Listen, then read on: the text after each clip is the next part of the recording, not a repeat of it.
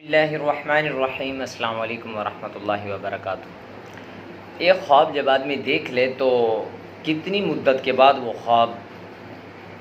پر عمل ہو جاتا ہے، یعنی کہ وہ خواب سچا ثابت ہو جاتا ہے، جیسا دیکھا ہوا ہوتا ہے ویسا ہو جاتا ہے۔ تو دیکھیں، ایک خواب کو دیکھنے کے بعد کم سے کم مدت تو معلوم نہیں، کم بھی لگ سکتے ہیں، جتنے دن بھی لگے، البتہ زیادہ سے زیادہ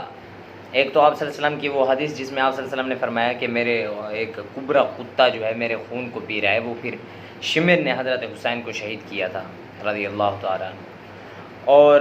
اسی طرح دوسرا جو حضرت یوسف علیہ السلام نے خواب دیکھا تھا، انی رأیت احد عشر کوکبا والشمس والقمر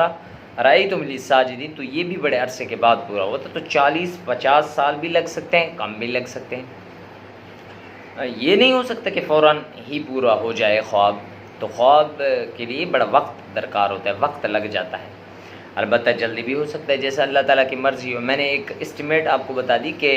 اتنا وقت بھی لگ سکتا ہے، کیونکہ یوسف علیہ السلام کا خواب بھی اتنے عرصے کے بعد ہی سچا ثابت ہوا تھا، اس لیے آپ صلی اللہ علیہ وسلم کا خواب بھی کتنے عرصے کے بعد جو ہے ثابت ہو گیا تھا۔ وہ